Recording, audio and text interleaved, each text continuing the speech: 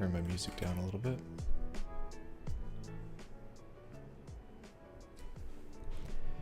So today I think I want to continue work on Moonbreak. Last week I split Moonbreak up into several different PICO-8 cartridges. So we've got the splash screen, the title, the intro, the game, and the ending, all as separate carts. We didn't clean up those cartridges, but we split them up, so that gives me a bit more resources to work with each of these cartridges. One of the things that I've been wanting to do since the beginning of this project is to make the level procedurally generated. Ideally, it's not the same playthrough every time.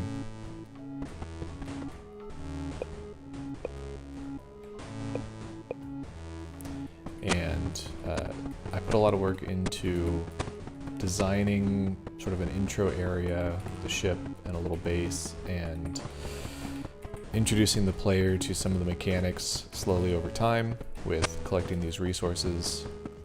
I think creating that flow is going to be difficult. Generating the level itself might not be too tough.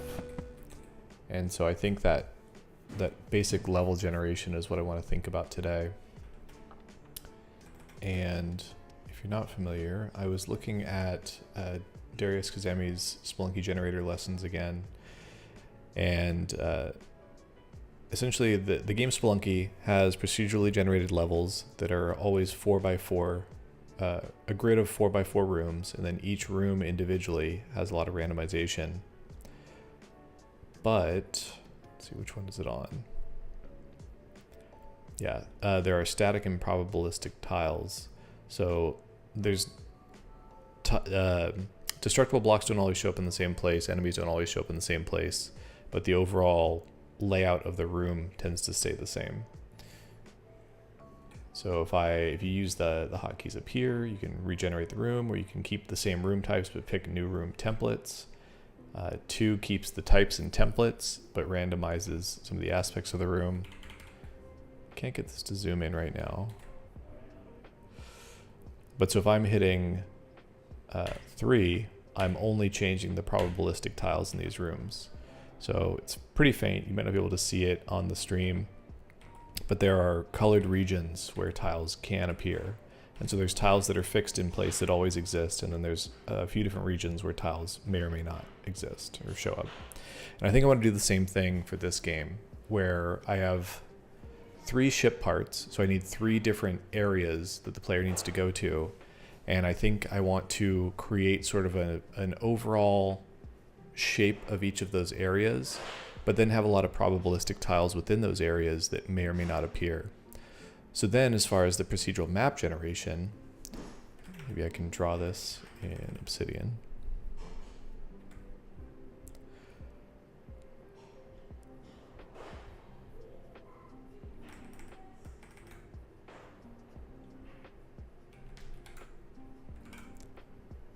Let's create a new drawing.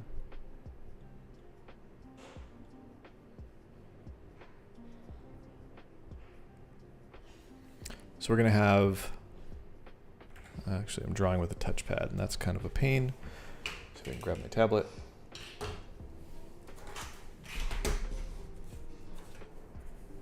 Okay.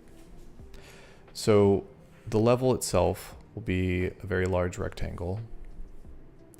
I think I always want the home base that the player starts to be somewhere in the center rectangle. And then I want to randomly place 3 zones somewhere else around the map. I'll probably have to think a bit about how I space them out. Maybe I give each of these zones sort of a radius that they can fill, so that the procedural generation algorithm will not place them too close together. That way we might get different regions like that. And then within each of those regions,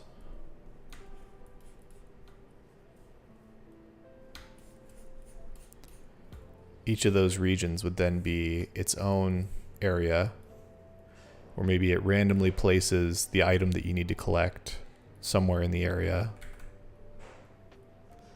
and then has probabilistic tiles for other things that it might place. So maybe there's a building here or here, etc. And I can even have this sort of on a grid. So maybe I choose from all of these different areas,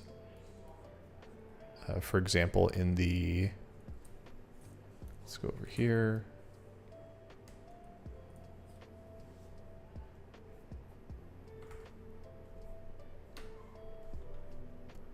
This area down here is supposed to be an old base.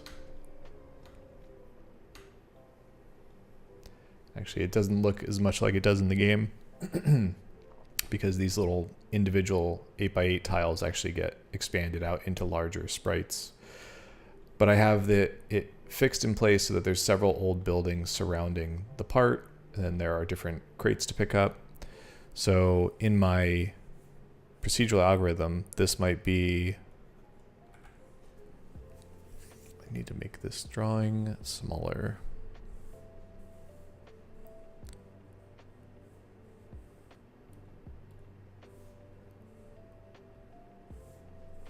There we go.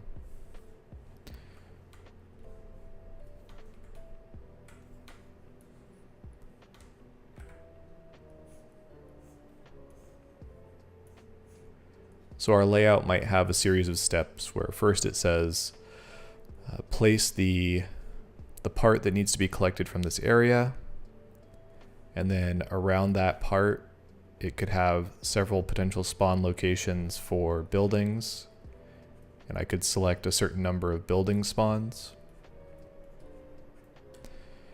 And then so let's say I dynamically pick a couple of those building spawns.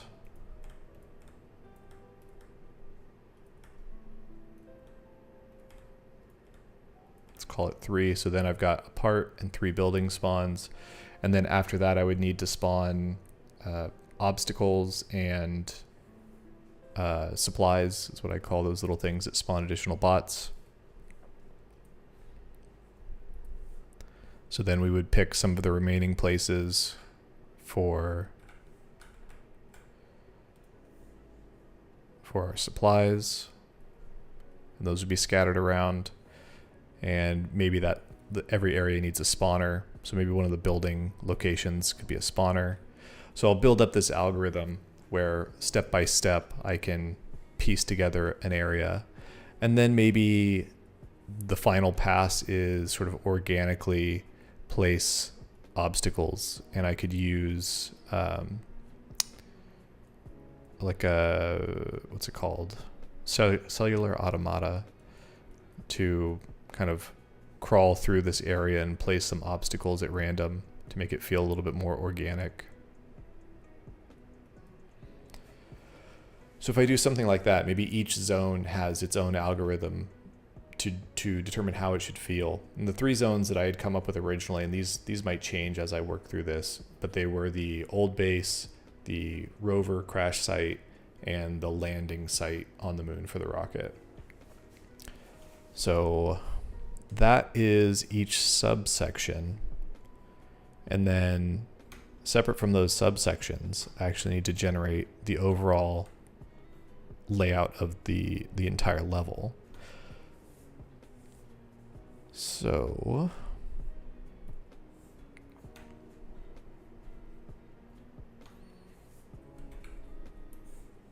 let's get rid of this stuff.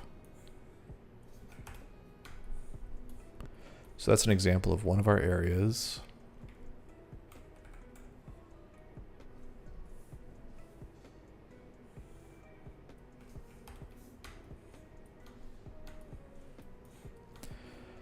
And then the overall map.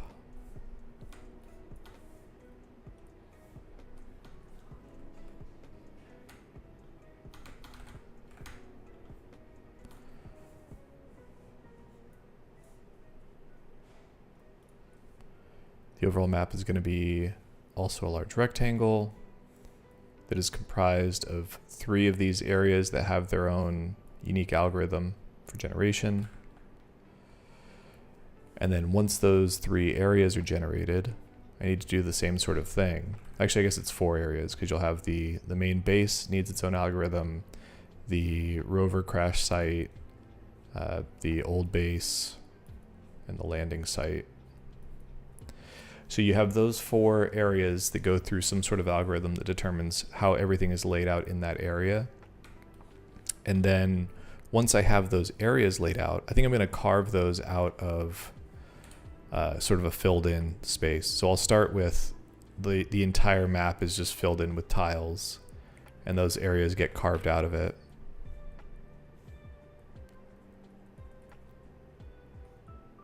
So then once those areas are carved out, then I need to go through and determine how to connect paths in between these. I think that's the part that's going to be a little more challenging, or at least that I don't know off the top of my head how I'll make it work. Because I want to have interesting puzzles, or eventually interesting puzzles. One of the other ideas that I haven't implemented in the Jam version yet is to have different types of bots. So you'd have bots that are maybe explosive and can break through dense rock, and bots that are that conduct electricity and maybe have electrical puzzles. And so, rough idea, I'm thinking the next phase after determining where these areas are is determine where you get each bot type. So maybe I make each area give you some sort of bot, or I guess only 2 of them would give you some sort of bot type. So one area would have to give you electric bots, and another area would have to give you explosive bots.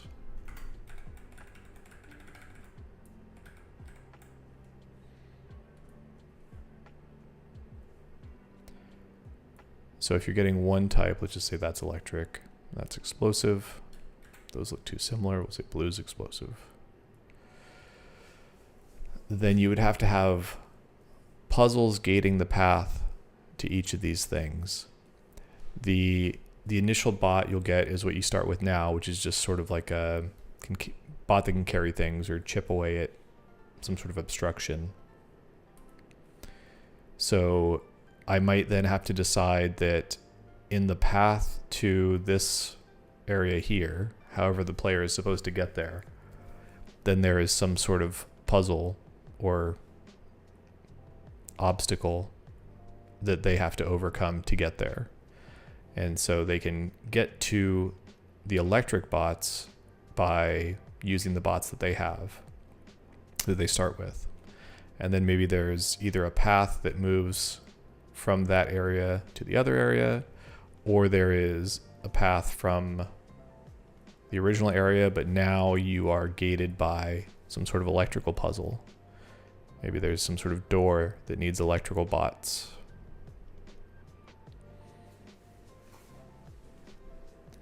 So this is where the procedural generation will start to get a bit more complicated, because I need to make sure I'm gating each section with puzzles that are relevant to the mechanics that you'll have at that time.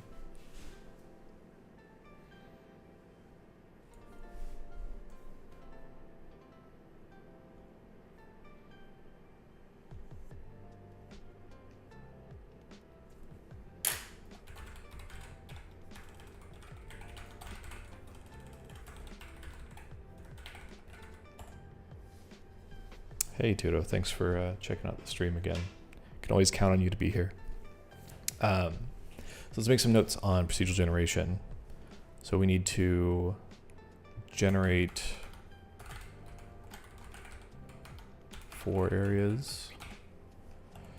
That is the start area, which includes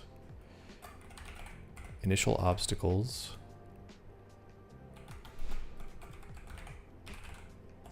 needs to have a ship, probably needs a spawner, and supplies. I'm debating if I want to name these, just because I'm not positive I like what I came up with during the Jam version, but I'll run with it for now. So it was the rover crash site, which needs to have rovers, crashed rover, supplies, another spawner, maybe new bot type spawner.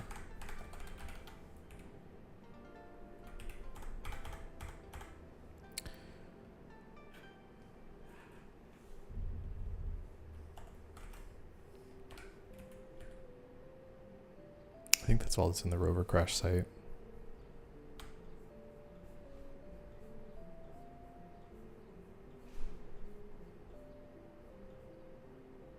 And the ship part.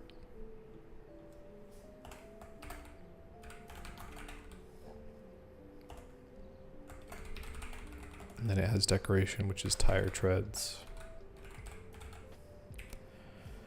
Then the old base, which has buildings, spawner, I guess another new bot type spawner.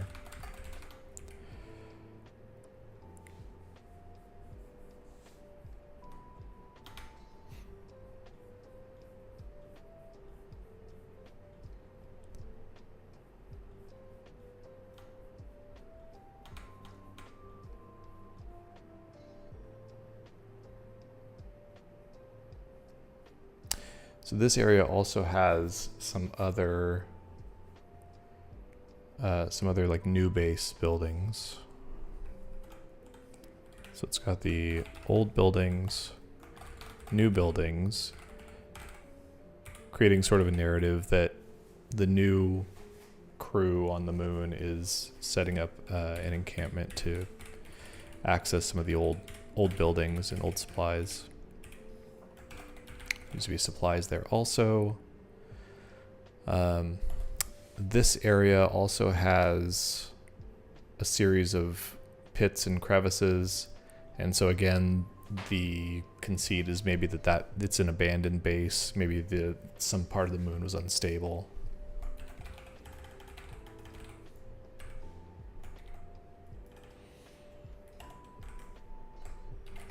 And the landing site was the least fleshed out.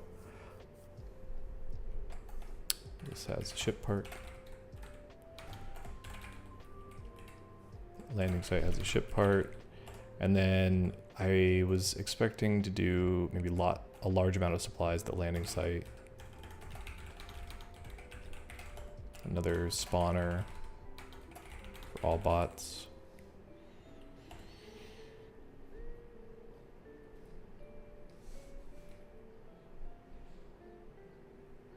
Yeah, I'm gonna have to think of other ideas for this one. I guess as landing pad. So as far as procedural generation, we're generating 4 areas, and then we place start area near center of map, place 3 part areas, we'll say evenly distributed around the map.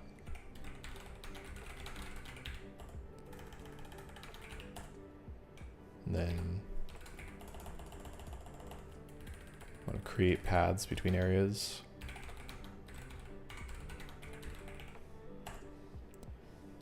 And create obstacles along paths.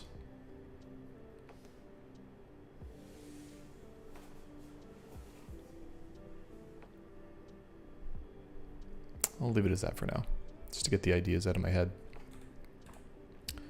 So then, if I go back to the code, I think I want to create a new cart that will be my level generator, at least for now.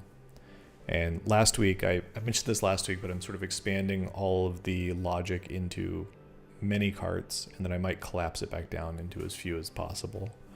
But for now, I'm just trying to separate each different idea into its own cartridge. So I think maybe I will duplicate the game cart.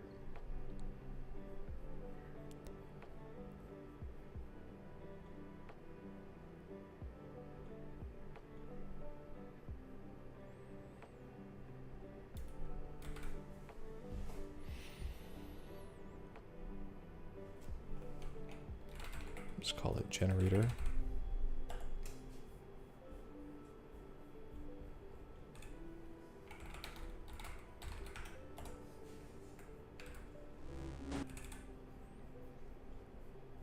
And then our generator is actually going to have a different scene.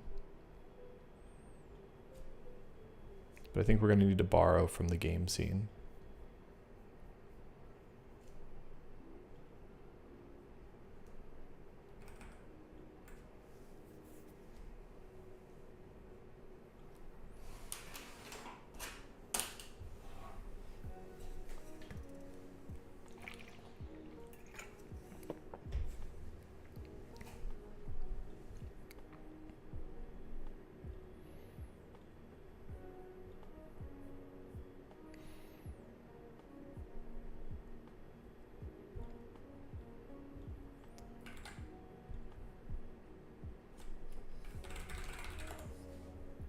Let's make a generator scene. Let's call this generator.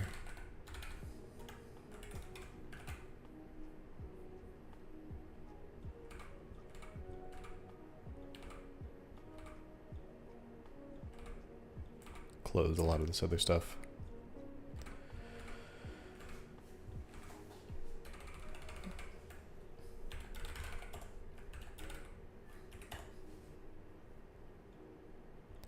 So then generator P8 will load generator, and we don't want the game scene anymore. We just want the generator scene. So we'll save that.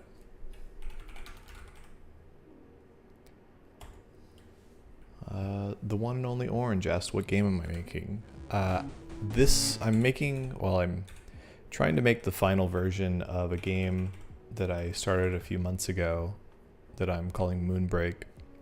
And it's a Pikmin-inspired game where you have little bots that you use to collect supplies, and you've got to collect 3 ship parts to leave the moon. So I worked on it over the course of a month and made a jam edition that you can play on my itch page. If you go to kevinmakesgames.com, that'll redirect you to my itch page. And so I have this version of it up, which is a little exploration. You can collect bots, not really solve puzzles. It's more of just kind of a wander around and chip away at some obstacles to find the 3 ship parts. But I had some other ideas for the game originally. If I go to my project board, there were a handful of things that I put on the to-do list here that were intended for the original game. There's some other assets for the landing site. I wanted to have more randomization in the tiles. I want to have the level be procedurally generated. I'd like it to be something that the players can replay several times over. And originally it was going to be more of a darker theme. Maybe the moon had some sort of impending doom or was collapsing or something was happening and you'd have a 10-minute time limit. But some of the feedback I got on the jam version was that people liked that there was no time limit and that they could sort of casually explore this space. And so I might lean into that, and instead of having it have any sort of threat, just let it be no time limit, but make it a different experience every time you load the cartridge. So ideally I want to have it be procedurally generated, maybe have some simple puzzles with different bot types so that you've got to use your standard bots to carry things, explosive bots to break rocks, and electric bots to open doors or solve puzzles. So I want to just add a little bit of variation. The jam version didn't have any of the cutscenes that I wanted to have in it, so I'd like to have a little intro and ending cutscene as well. There's some instructions that I threw together really quickly in the current version.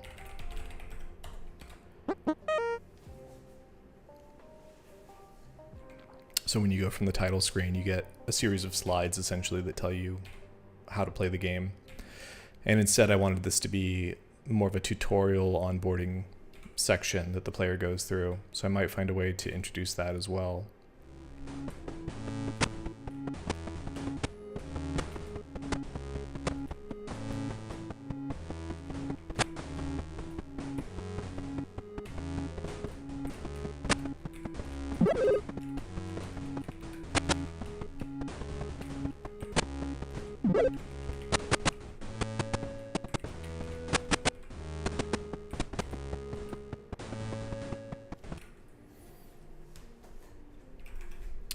So today I was mostly just brainstorming how procedural generation might work.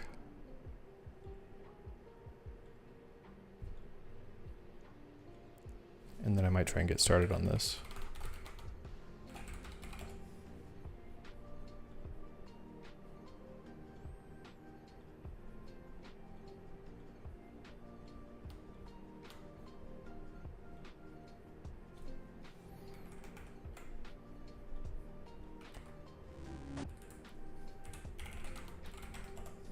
So we've created a generator cart that right now is just a clone of the game. I don't want to reload the map data. I don't want to auto tile right now. We're not going to play music. I might need a reference to these object tiles. Might need a reference to decoration.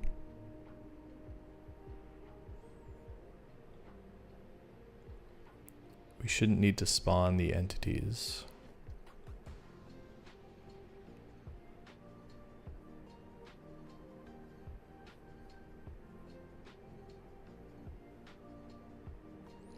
So this is doing 2 passes over the entire map, and it was spawning any objects that matched object tiles and then spawning any decorative tiles that matched decor tiles. I don't think I need any of that right now.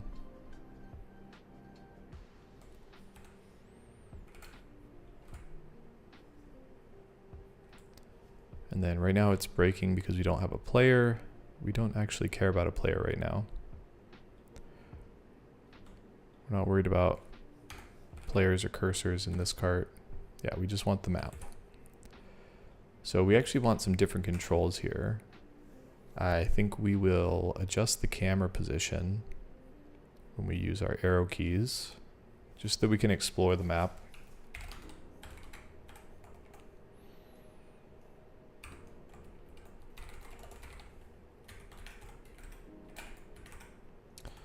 I actually don't remember how I control the camera.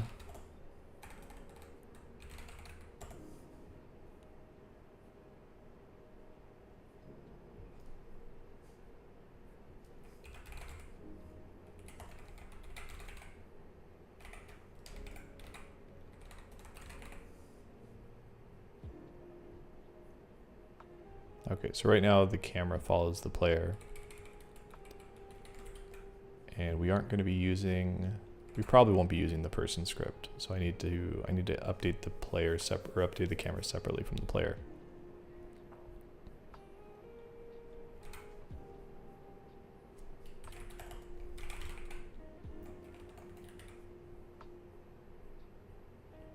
So in our init, we're going to need a reference to our camera position. We'll set it to the top left position in the middle of the screen. Just call it camera X and camera Y. And then on each update, we will set the camera to camera X and camera Y. And then if we press left, make this one line,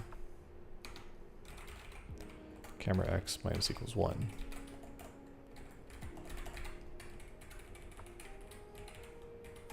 Right, up, and down.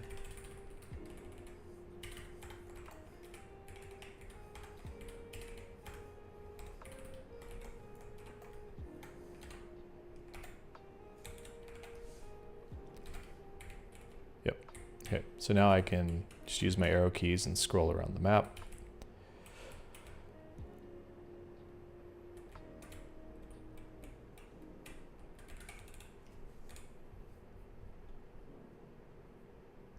So when we initialize level generation, I think we want to, I said that I wanted to start by having the entire map filled with obstacles. So we will do for x equals 0, 127, do for y equals 0, 27. So we're going to iterate over every x and y position on the map. And then we're going to set those to a solid block, which is tile 93.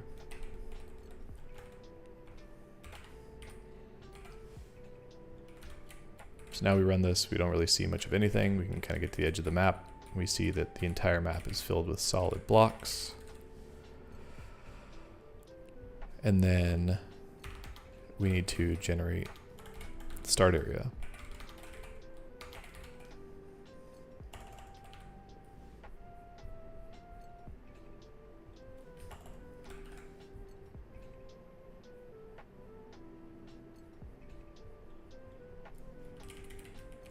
Generating the start area, we need a player. So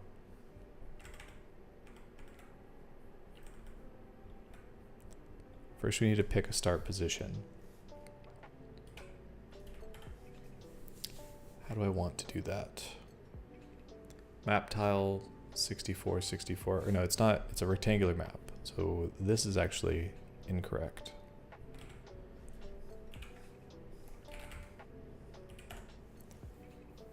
Yeah, the Y values go 0 to 63.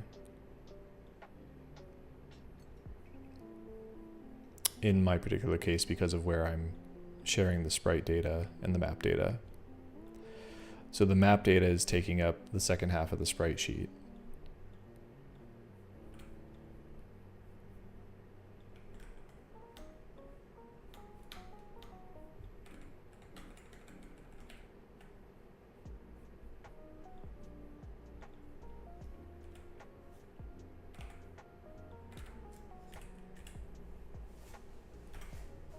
So first we want to pick a position. In the start area, I guess I should decide how many screens wide the start area is. Right now my start area is roughly 2 screens wide. So I have this area that the player starts in, and then the ship area above that, and then down below some supplies, decorations, and a spawner. And I can tell by these squares here that takes up about 8 total squares.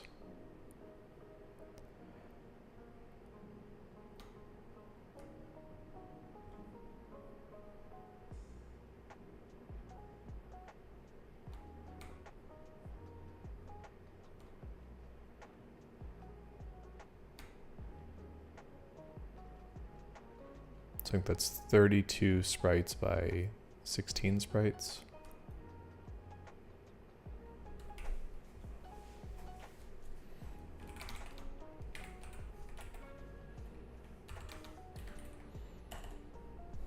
So then my X position,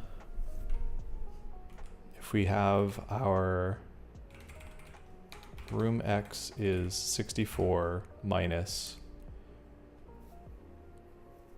let's see, what is the maximum that I would want the room to be?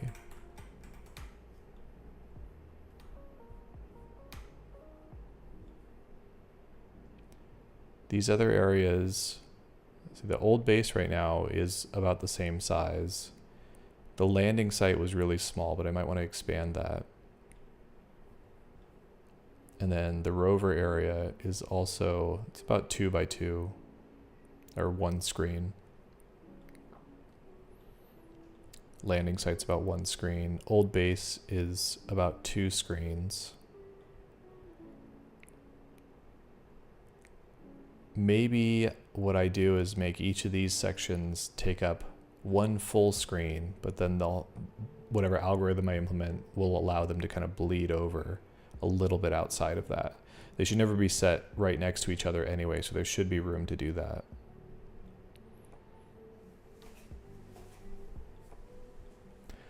So then if I want my starting area to be somewhere near the middle, it's going to be around this 64, X value of 64, Y value of 64. But then I need to offset it by at least 16 and a little bit more in any direction. And I'm really only going to have a buffer of about 8 tiles in between some of these areas based off of my current size.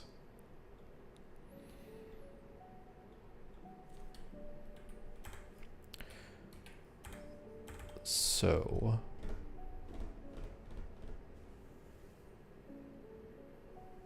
say for now, we'll just say it's at 48. And room Y is at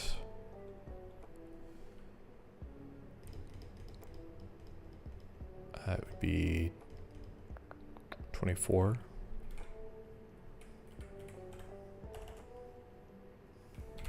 So 4x equals room X plus 31.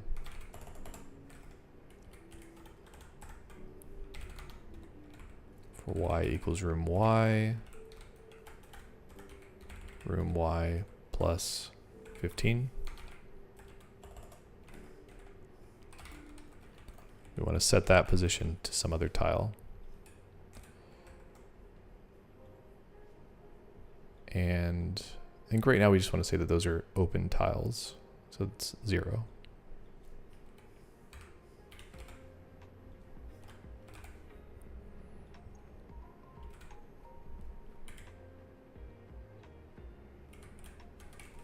I think to make it obvious, or a little more obvious that I'm moving around, I'm going to add something on here for a sec.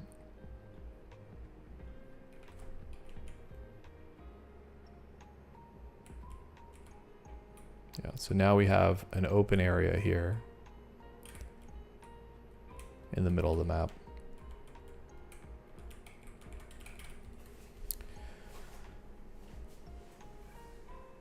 And instead of messing with my tiles, I think I can actually I'll add something to visualize this, or at least let us know where we're at on the map. So we're going to clear the screen, we're going to draw the map. We're not drawing shadows in this editor. We're not drawing entities. We're not drawing all of the ship stuff. We don't need any of this. We'll draw the map, and then in the top left corner, let's see, we want to be at camera X and camera Y. We will print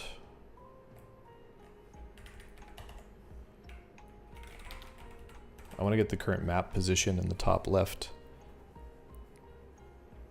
Actually, maybe I'll use the mouse cursor. For now, I'll do the top left of the screen. So the map X is going to be camera X divided by 8. And we'll round that down. So, and then map X, just be a little more explicit with these. Map Y equals camera Y divided by 8. And then at camera X and camera Y with a little bit extra space. So camera X plus 4, camera Y plus 4. What are we printing? We are printing map X, comma, map Y,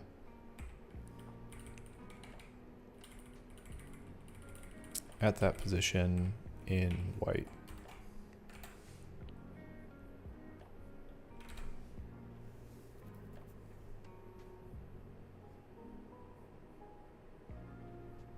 Oops. Camera Y plus 4, not plus Y. There we go. So around 48, yep, 48, 24, we've got our empty area.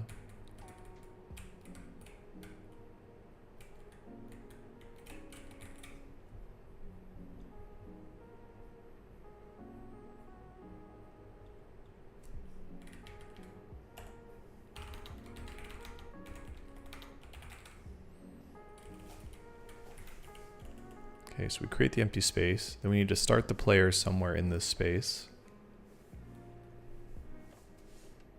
Hey, Bleb. So in this empty space, what are we doing? We need to spawn the different, or we'll draw the different tiles that will spawn the entities once the game is loaded. So in this case, we need a player. And I can reference my object tiles here. So a person is sprite 16. So I need sprite 16 drawn somewhere in this region.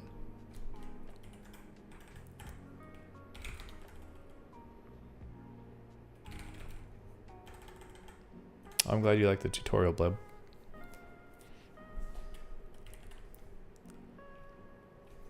Right now I'm thinking, I don't know where I want to spawn this player. Can they be anywhere in that region? Do I always want them on the left? Maybe for now I just try and replicate what the static version is, and then I can start adding some randomization. So we'll say the player is somewhere in the top left. So the player will be, let's make these locals. Actually, I'm gonna move this out. So this here is reset the map. Set all tiles solid. And then we'll call generate start area.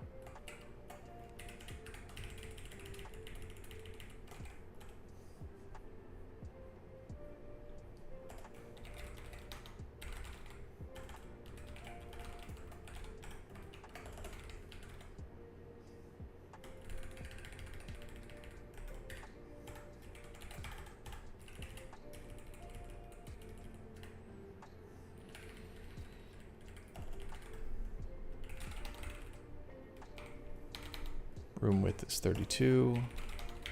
Room height 16.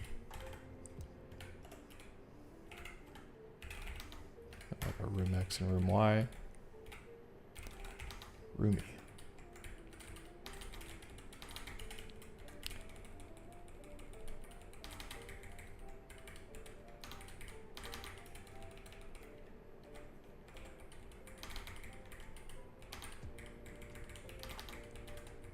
So then we can say room width -1 and room height -1.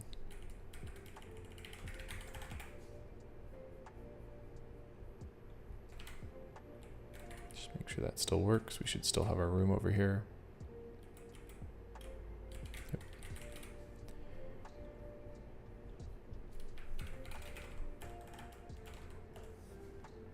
I think I had a shadow print function. Yeah, print S. I'm going to use that for this map string, the coordinates.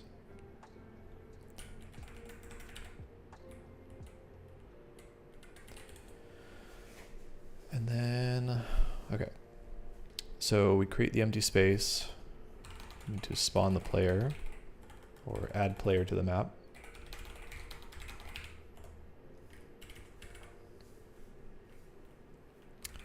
And so the player, let's see, we want to set room X plus some random amount, room Y plus some random amount to 16, which is the player. I should, these are all in these, in the object tiles and decor tiles. But if I change the way I'm storing this, it might be nice to just say tiles player.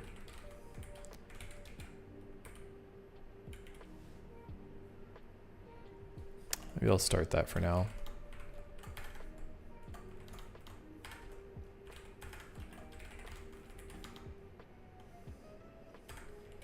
Actually, it doesn't need to be a string.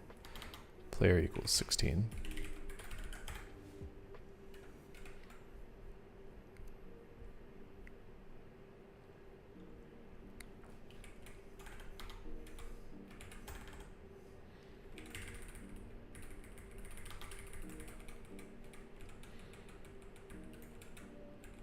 Okay, so we want to set the X position and the Y position. We'll say maybe it's within 8 tiles. So in the top left of the room somewhere, it should add the player. Tiles is not defined.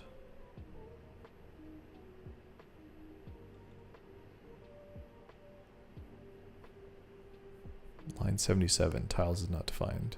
Did I define it after? I did. Really, this should be global.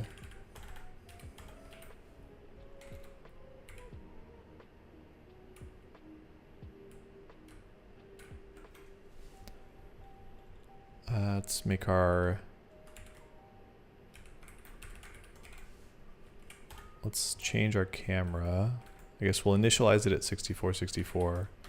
But then each time we're generating a room, we'll just move it.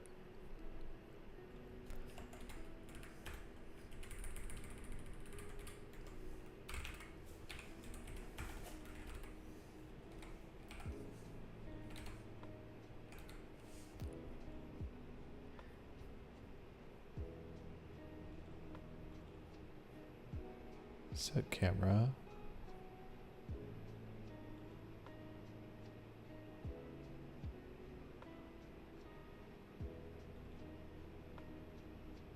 Oh, that's not right. It's room X times 8. Because camera position is in pixels.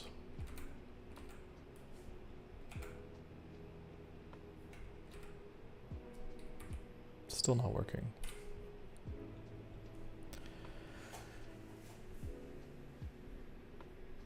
We are setting the camera position here. Then we're calling generate start area. Generate start area should get our room X of 48. Multiply that times 8. Room Y times 8. That should be it.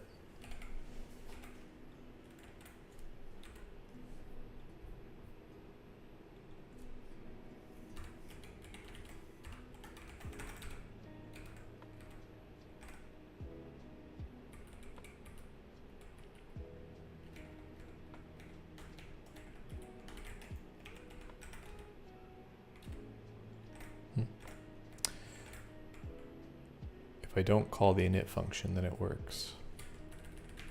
Init might be being called too many times.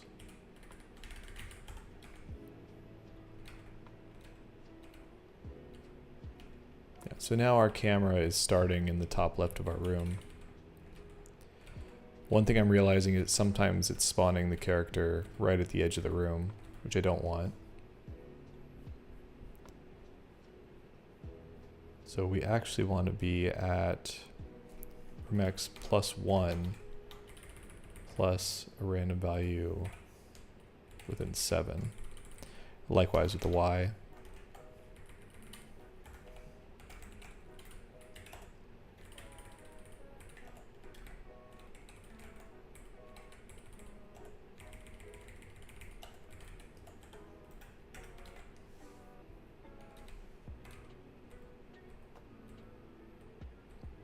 So now the player is always in the top left of this area, but never on the edge.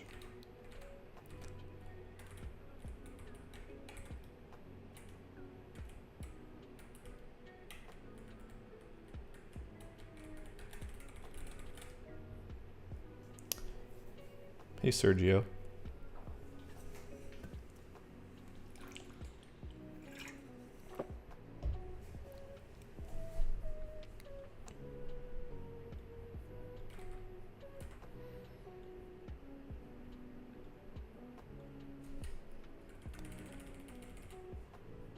Okay, how do I want to test this? After I generate the room,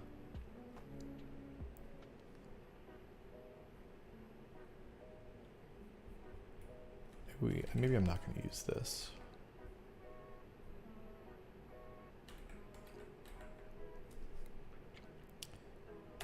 After I generate the room, I want to print it out somewhere. Basically, I want to save it to a file. We can use print H to print to another file. Let me reference the documentation because I forget the order of arguments.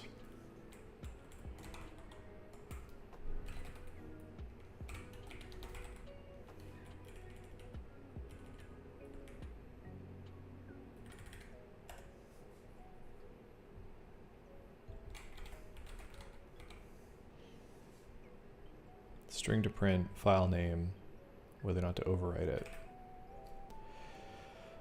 So I'm going to print a map string to a map.lua file, and I want to overwrite whatever's there.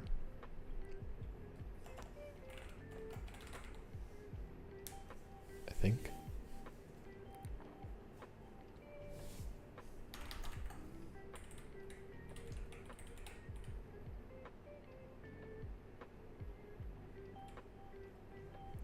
we'll start trying this out. So our map string is going to be something like map data equals, and then it's going to open curly braces, and then we want to add all of the different map tiles here. And then map string equals map string cat closing brace. And then we want to iterate over the map. So once we do all the generation, we're going to do this again for every tile on the map, but instead of doing mset, we're going to say map string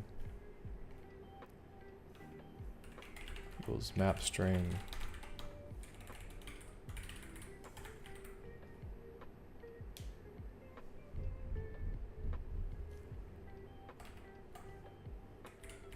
plus mget xy plus a comma.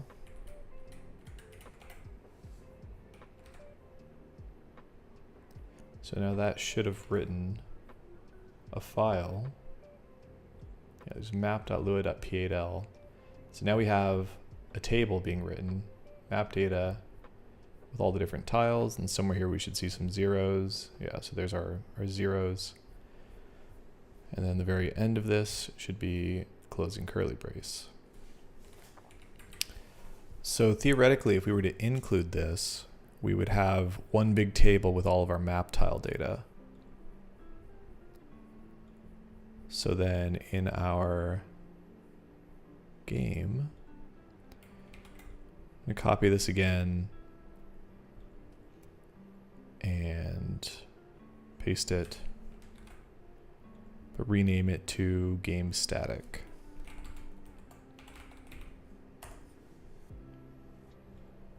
And now in our game, instead of reloading the map, we are going to need to read map data.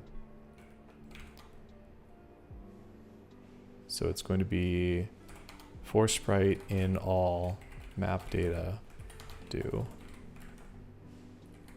No, it's going to be, we're going to need I pairs. I pairs is going to give us an index and the sprite. So it's going to be I and the sprite number. And then we're going to mset the x value and the y value to the number.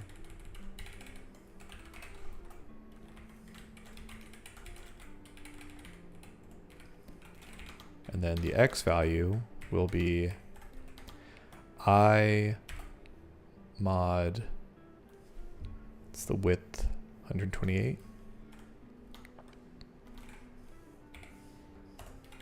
And the y value is going to be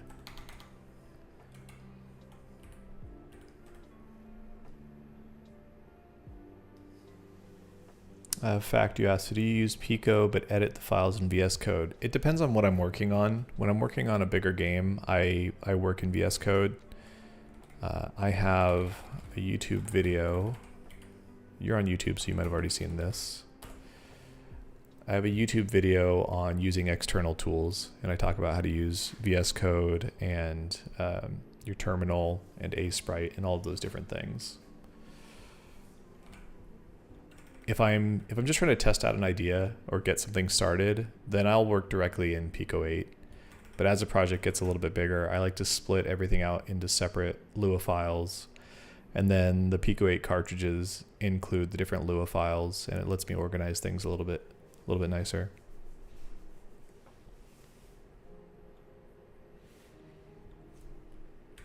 Okay, so I was setting a local X and Y. I think actually, yeah, the X is I mod 128. So that'll give me the horizontal value in the sprite sheet. And then Y is I divided by 128. So how many full rows of sprites have we gone through? So then we should be able to set that. Map data doesn't exist yet because game.p8 will need to include that file.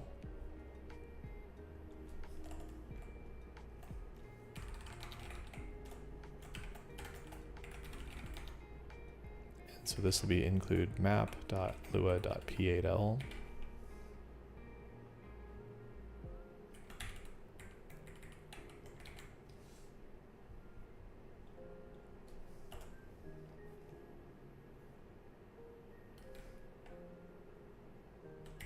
I don't actually want that main on there anymore.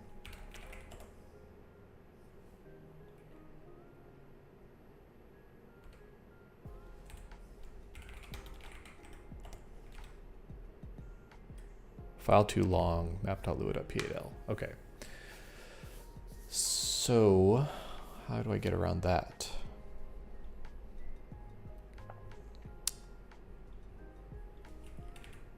Let's load the generator again.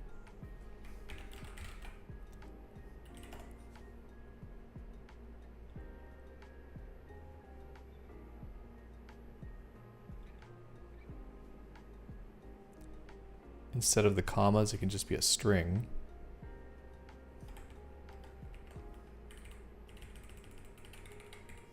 And then I could split it. It's still gonna need, actually it still needs the commas, so that doesn't save me that much. I need some sort of delimiter so I know which sprites.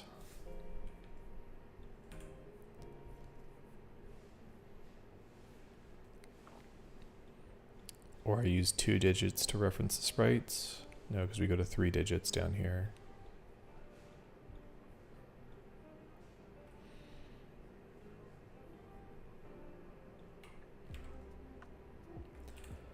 I'm surprised actually that it's saying the file is too long.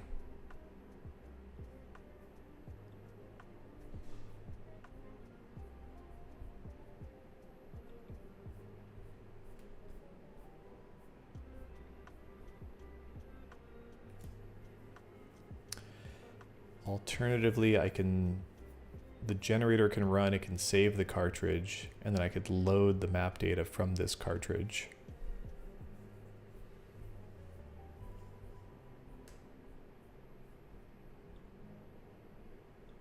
So the way the game was working before, if I go back to game static, this reload was reloading the memory for the cartridge to make sure the map data was all reset.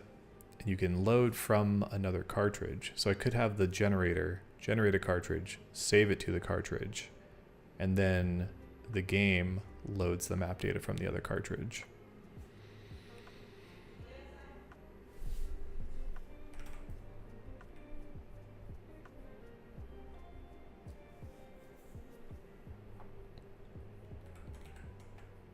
Trying to think if I have other options.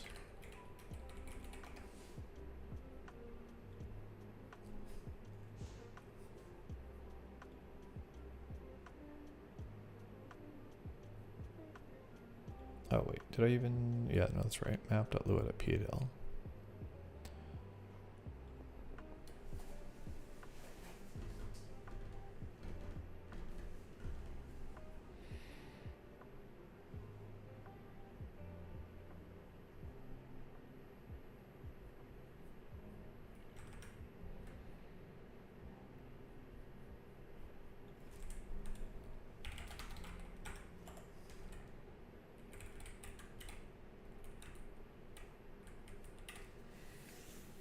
There's other formats that I could try and store the data in.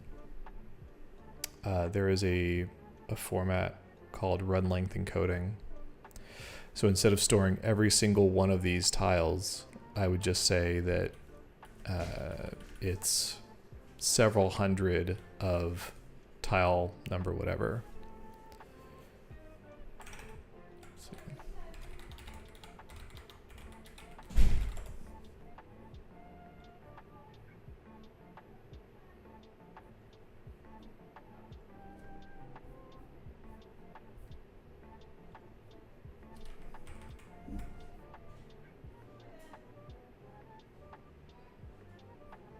So initialize an empty value, traverse the input for each character, count its consecutive occurrences from left to right, append the count followed by the character to the resulting string.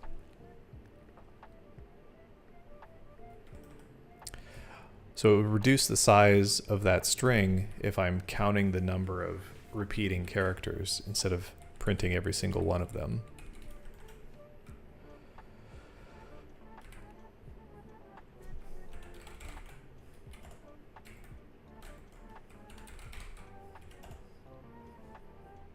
So then our generator, when it prints,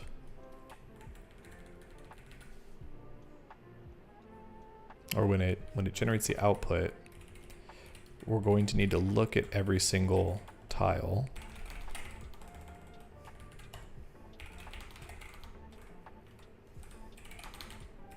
So say tile equals 0, and then here tile equals mget.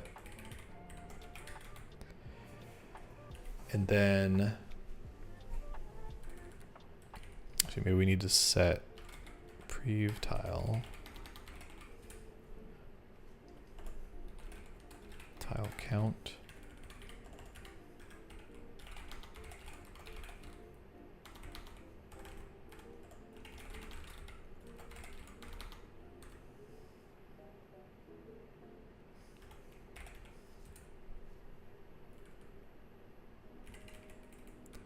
So for each position, our previous tile equals the current tile.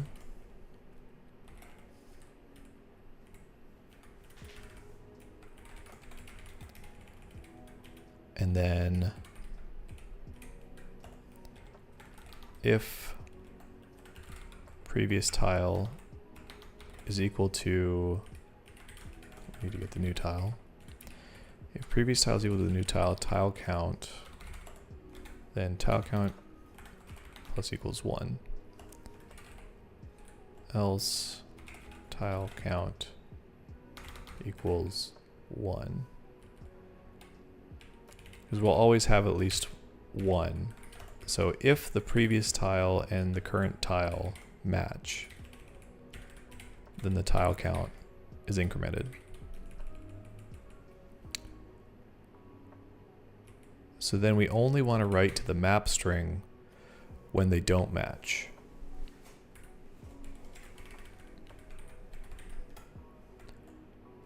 So actually, if the previous tile does not match the current tile, then we're going to append to the map string, and it's going to be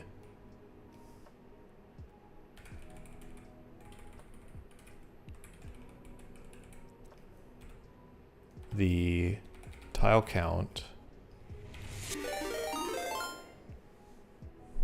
Hey, Malcolm, thanks for following. It surprised me. It's the first time I've actually heard that notification. I set that up a few days ago.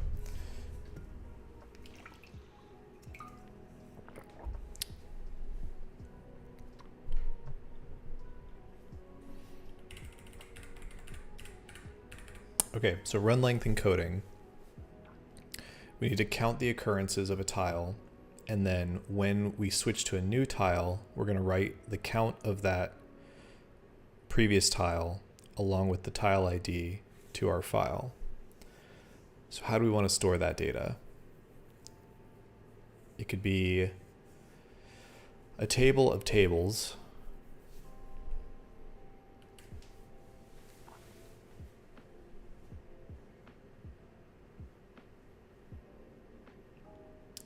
Doesn't necessarily have to be tables because we can take pairs of numbers out of the string. So ultimately it's going to end up looking something like this. It's going to say 1 of tile 0, and then it might say 128 of tile, I think it's 93 was our solid tile. And then it might say again 8 of tile 0, etc. So I could store that as a string, and then I just know that every pair of numbers is a count and a tile ID, which will reduce the length of the string, and that'll help avoid the string too long issue. If I wanted the data to be pre-formatted for me, then I could make that a table full of other tables. Yeah, I should probably just go with the string. So it'll probably just be pairs. So then map data is just going to be one long string that will decode when we get back into the game. So map data is a string, and then when the previous tile, so when previous tile and previous tile is not equal to tile. So we're starting with a previous tile of nil. So we want to make sure we have some sort of previous tile, and the previous tile is not equal to the new tile that we're evaluating. Then we are going to add to our map string.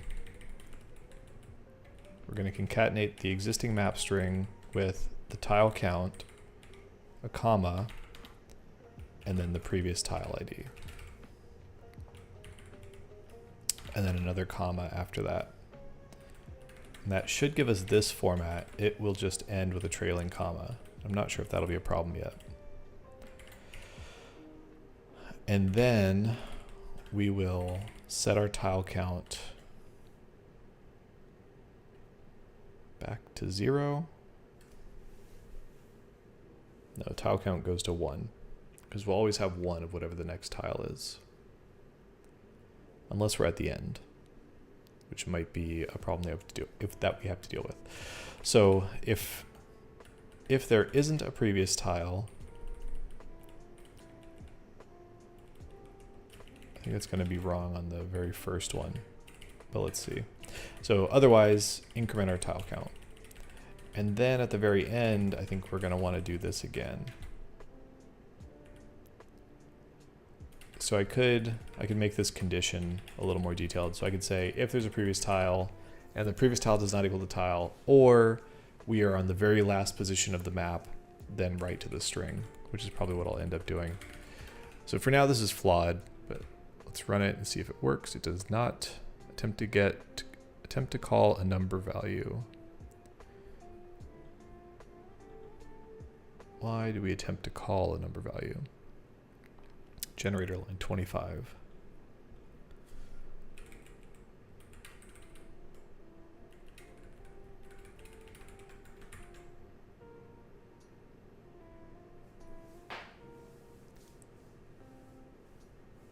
That does not seem right.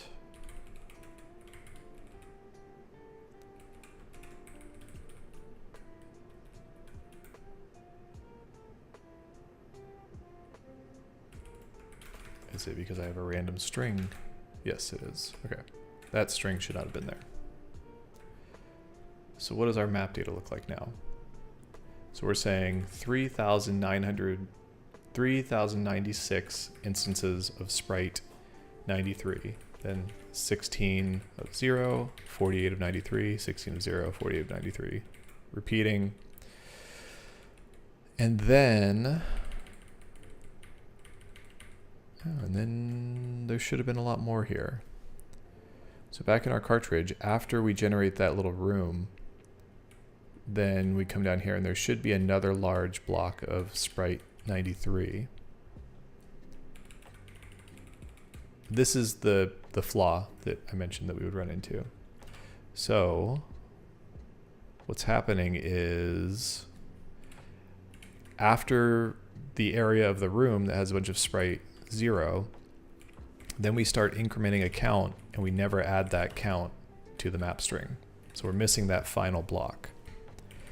So let's change our condition again. So if we have a previous tile and the previous tile is not equal to the tile, or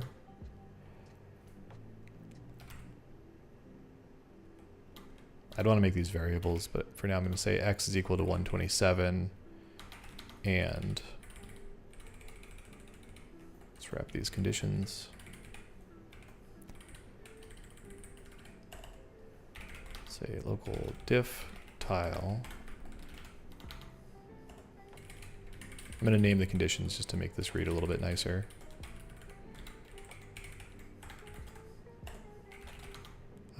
And last tile last tile is x is equal to 127 and y is equal to 63. So then if prev tile and diff tile or last tile,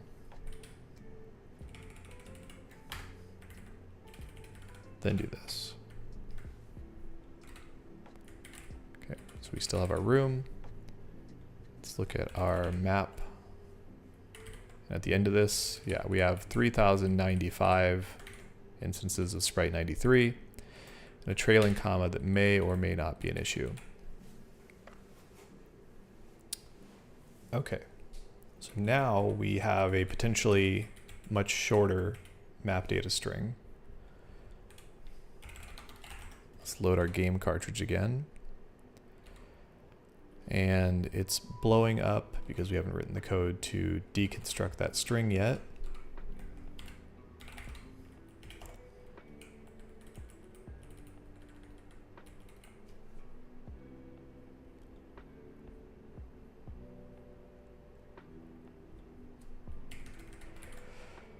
Let's see.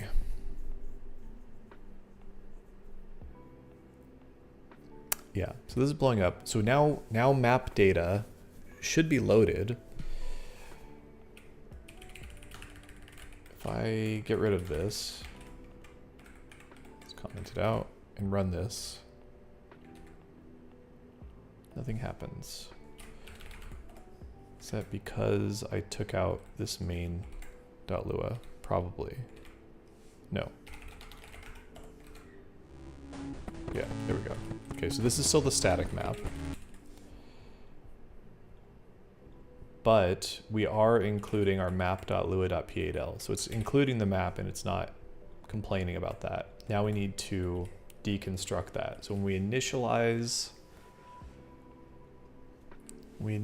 the game, yeah, I guess that is right because we might manipulate that map as we auto tile. So we want to reset the map anytime we load the game scene. So now map data is just a string that's full of commas. So we need to split that. So map tiles is going to be, is it split?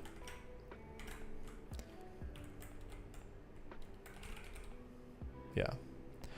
I think by default the separator is a comma. Yeah, so if we say map tiles equals split map data, now we'll have a table full of all of these values. And every two values is a combination of a count and a tile. So how do we do this correctly? We're still going to need to figure out our x and y values.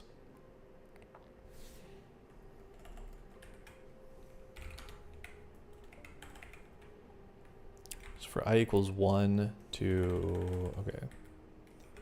We need an index that we're iterating over. I equals 1. And then local tile count is map tiles I. Local tile num is map tiles I plus 1.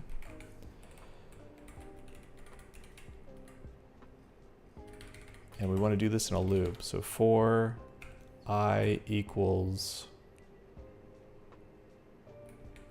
1 to, is that right? Maybe it's not a 4. While I is less than the length of map tiles do.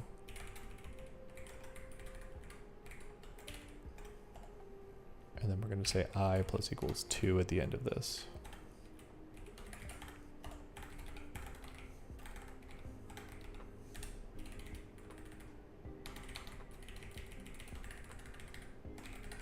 We still want to do something like this.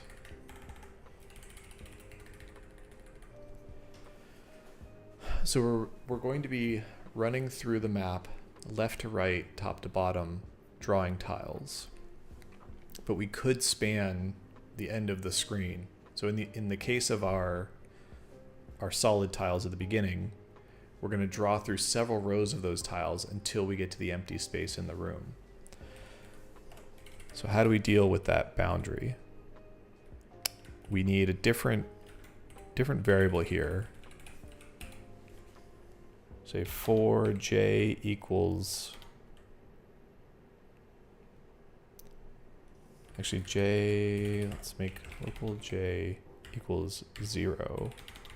So this is going to be the index of the tile that we're iterating through. And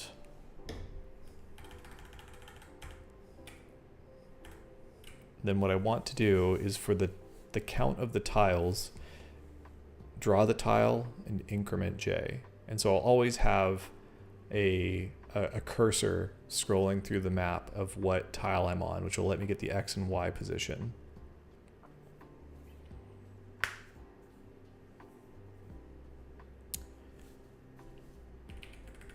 So I is iterating over the tile index, the map tiles index. J is iterating over the current map position. So these become J. And then how many times am I doing that? I'm going to do that for, I need another counter. So for n equals 1 to tile count.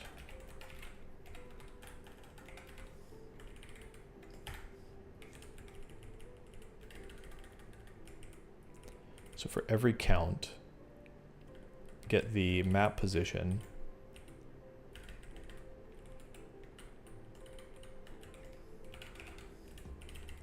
and set that position to the sprite number.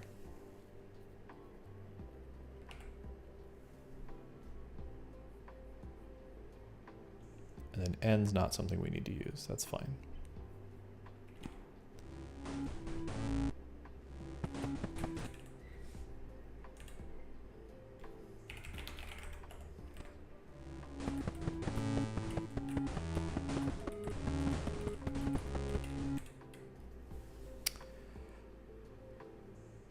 Is that not working? So we have our game.lua. When this initializes, it should get the map tiles. Let's tail our log.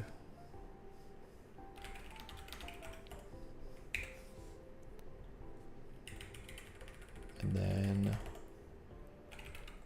let's log the length of map tiles. So there's 135 entries, so we are getting in there. So we should be iterating over, well, I is less than the length of map tiles, so I should be going from 1 to 135.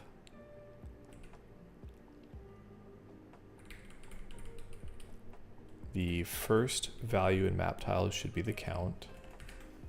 So let's log a table of the tile count and the sprite num. So there's all of our different entries.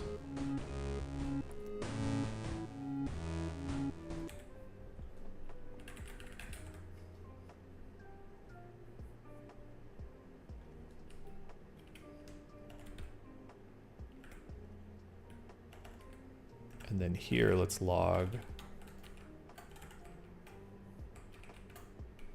x, y, and sprite num.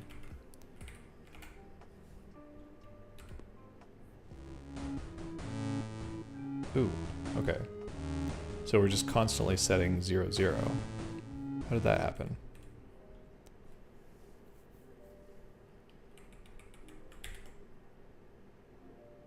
We're not incrementing j anywhere. J is always 0. So for each tile that we're drawing, we want to draw the tile and then increment j.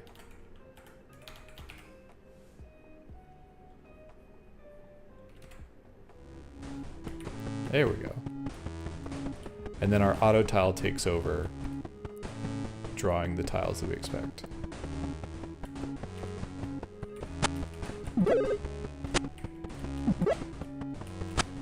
Okay, cool. So we've got a little bit of a loop here. So now I can go into my generator and we can keep changing what we're doing to generate this. So right now all we were doing is carving out a room in the middle of the map and then adding a player to the room. So if I load the generator, it's carving that out. We can kind of browse around. Although this looks like it should be a room that's fairly wide. And then when we load the game, it wasn't a wide room. So something might be wrong with our encoding.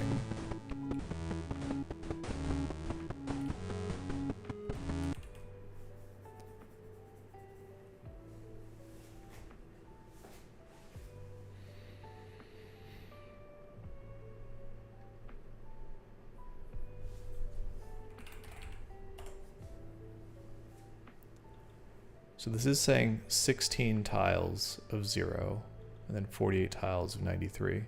16 tiles would be one screen. Why are we only getting 16 tiles when it should be 32 tiles?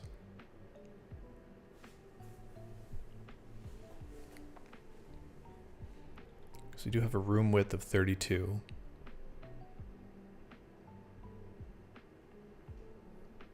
We might have a problem in our encoding.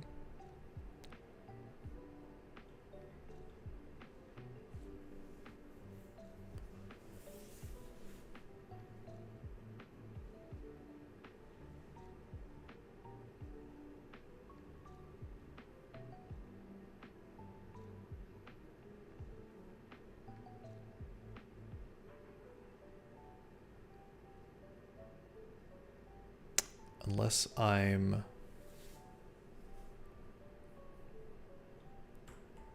also not reading the whole map. Let's see. We're not actually setting the map data to the cartridge, so we won't see it here. This is still the static map that we copied from the game cartridge. And when the generator runs, it's going to draw this. And then we should be writing all of this data.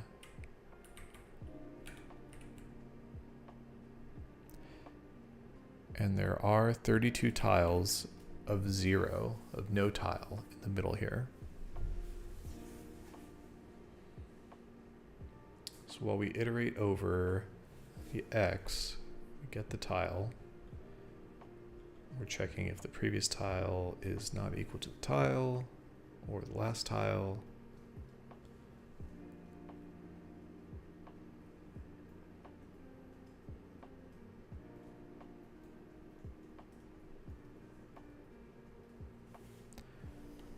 Might need to log again.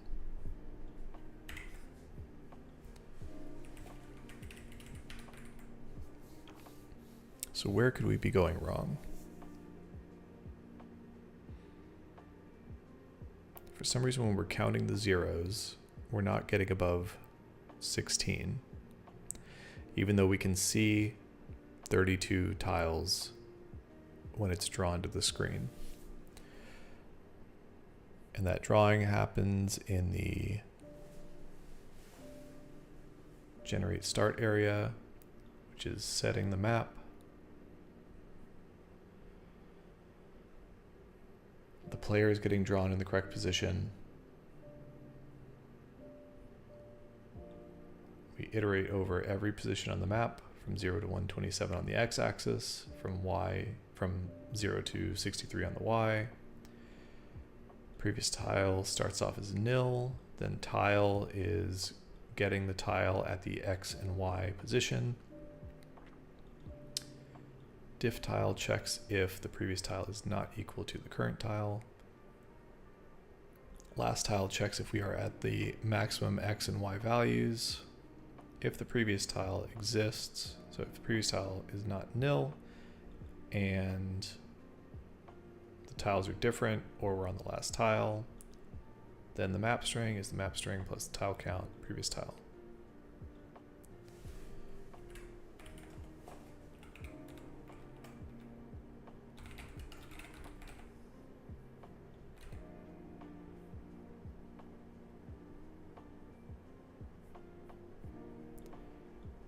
We're never getting over 16.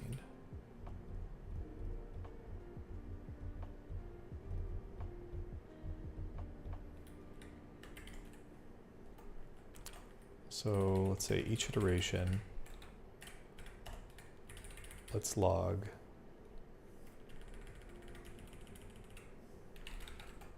pre-tile, tile, and tile count.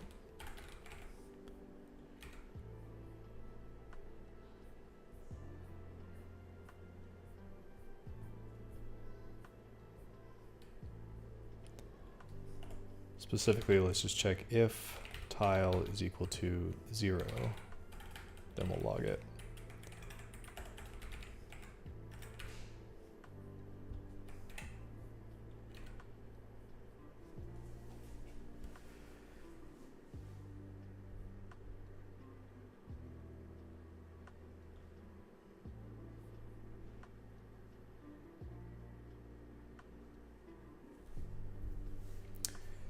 Something feels off here.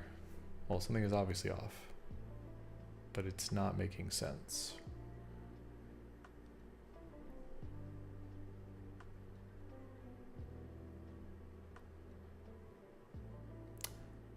Oh, I see.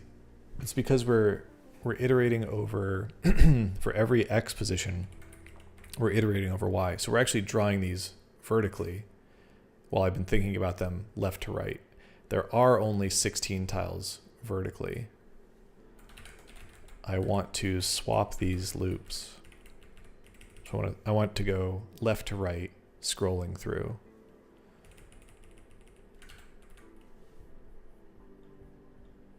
I could have made it work the other way as well, but at least this way will match my mental model.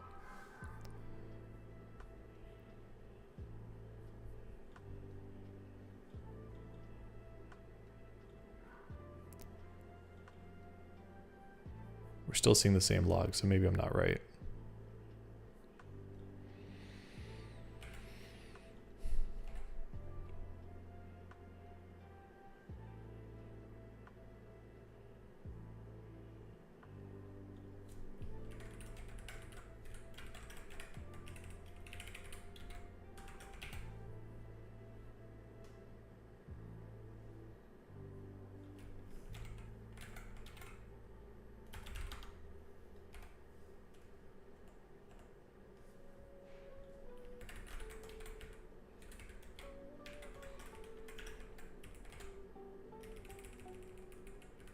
Some of these shouldn't matter, whether I'm iterating over Y or X first, but I want to be consistent. Okay, now we're getting up to 32.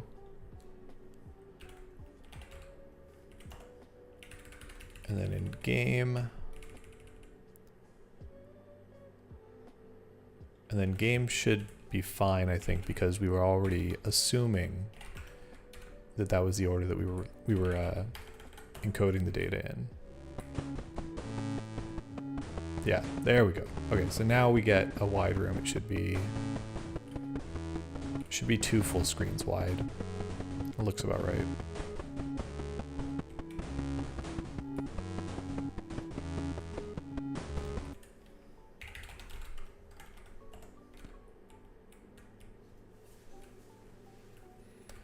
Okay.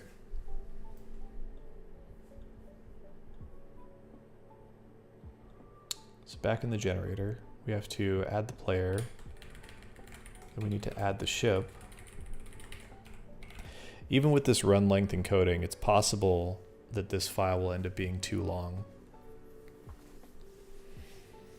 We'll have to see as I build out the rest of the map data. If we get to that point, then I'll just have to change the encoding and decoding portions. So we want to add the ship to the map. So I deleted my map table.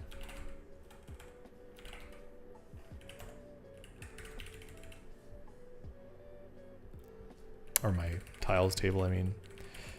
Ship is 116.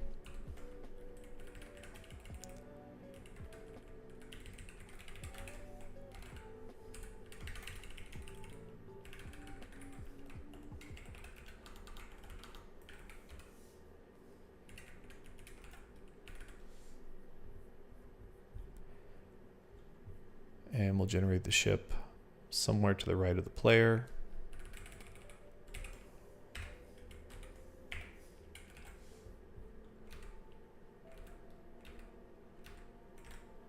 Maybe not that far down.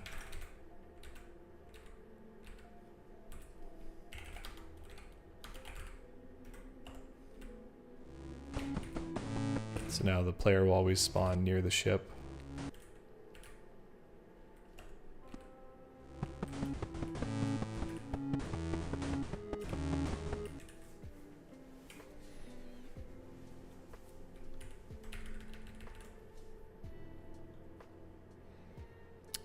And then we need a spawner. What did I call this though? It's number 114, collector. So I think a collector also creates a spawner. So I need collector at 114 in my generator.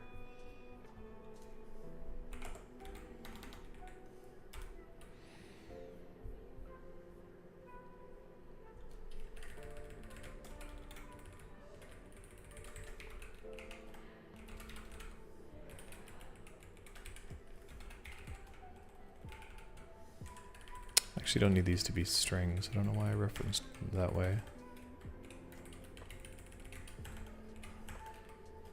If those values were dynamic in some way, then it might make sense to use strings. But I can just do this. And then we'll say the collector is below the ship.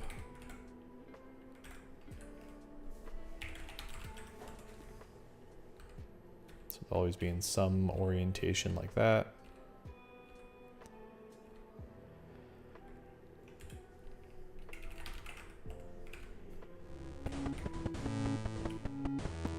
Creates a spawner.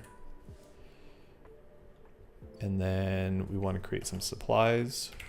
So let's say we make 3 supplies.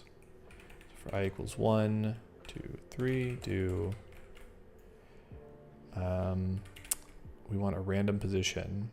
So local SX equals room X plus random value in room width.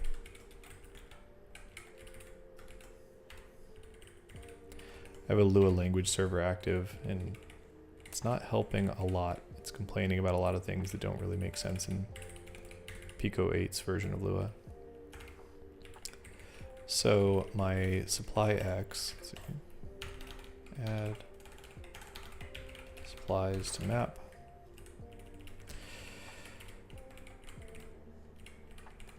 So the room X plus somewhere in the room's width. So this should get me a random map tile from the start of the room to the end of the room. And then what I want to do, I think I want to do this as a while, actually. Supply count equals 0 while S count is less than 3. Get a random position. And then if mget, this actually isn't going to be perfect because of the way that this builds it up, but I'll try this for now. So if mget sx sy is equal to 0, then mset sx sy. I'm going to stop using the table for now just because I'm still testing this stuff out. Supply is 19. Just going to use the static value. And set that to 19. And then we need to increment the count.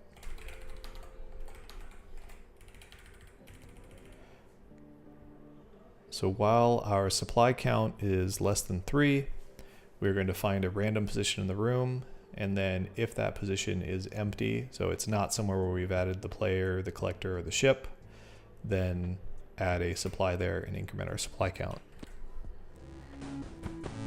So we need to load our generator again. So it's going to spawn supplies randomly around the map. If I load the game, now we have the ship, the spawner, we should be able to collect the supplies.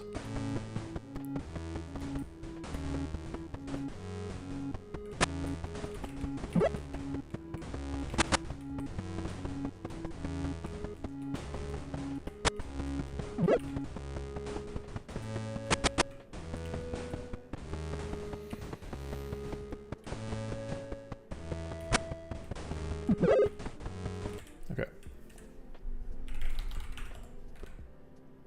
So the reason why I said this might not work, let's see if I can get it to generate something that would be bad.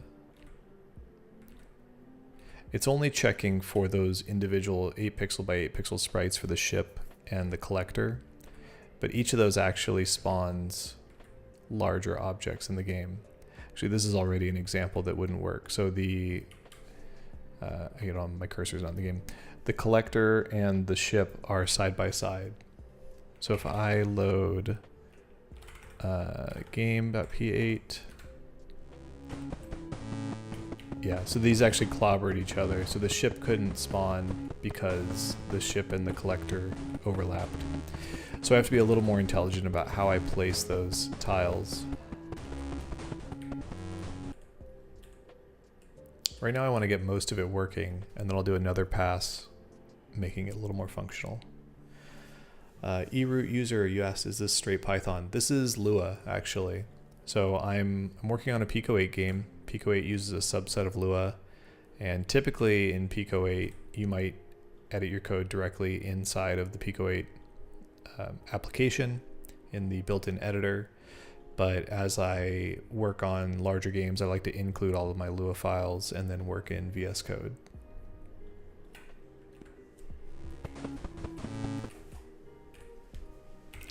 Right now I'm working on procedural generation for a game that I worked on a couple of months ago, which is available here on itch.io. And if you go to kevinmakesgames.com, that'll actually load up my itch page and you can try it out there. So right now it's got a static map and I'm trying to work towards procedural generation.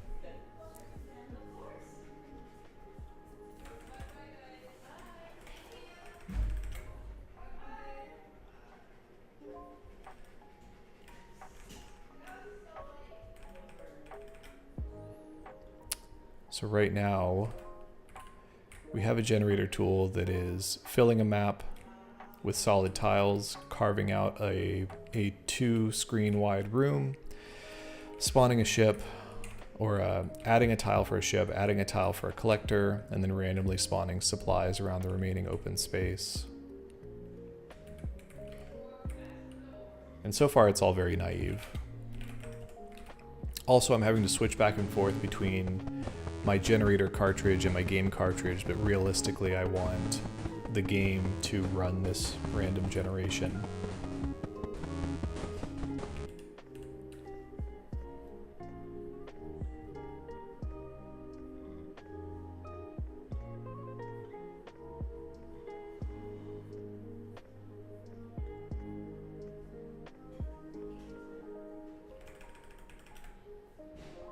Okay, so start area.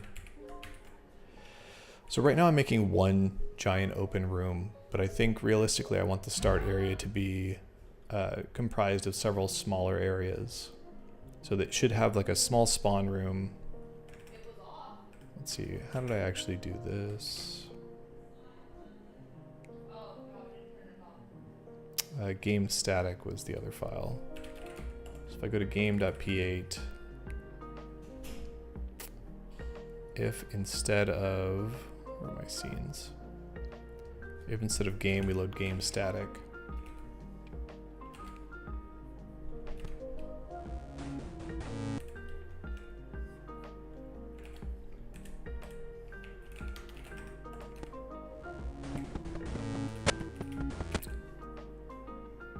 Malcolm, yes, what platform am I building this game on? So this is PICO-8.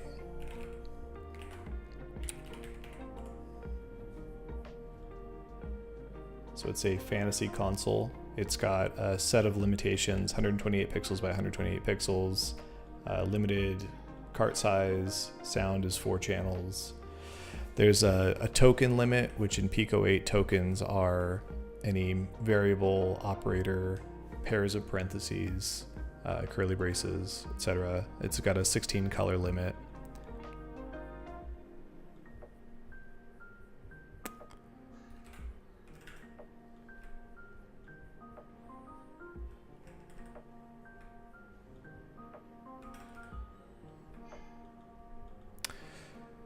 So I was looking at the static map, and so the static version that I designed, the player starts off in an enclosed room. And then in the enclosed room, they have to use the bot that they start with to break through an obstacle. And then they open up to a larger area. So I think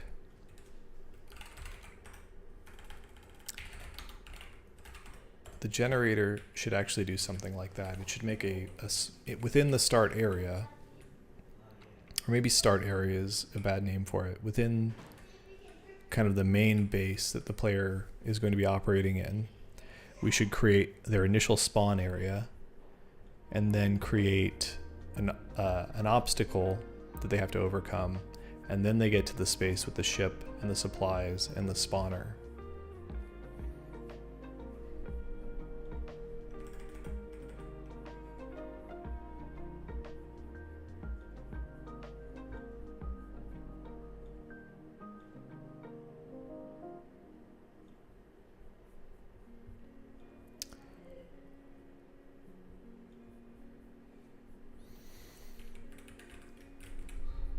So I think from here, I just need to start getting a lot more granular with how I'm generating everything.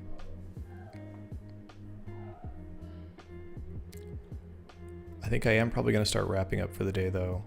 So I created a generator cartridge. I've got a generator scene. I added the ability to move the camera around so that I can inspect what I'm generating. We tried initially creating a pretty naive dump of the map data, where we were writing every single tile to map data. Then that was too long for the Pico-8 import, so we switched to using run length encoding. And then just to recap, run length encoding, we are writing 2 values for every series of tiles on the map. So in this case, it's saying 3,120 instances of tile 93, then 32 instances of tile 0. And so it draws left to right, top to bottom, all of the tiles to a string. So that resulted in a relatively small string that we then import into the game cartridge. That's back on static. We need to go back to the non-static version. So then that takes the run length encoding and reads that generated data.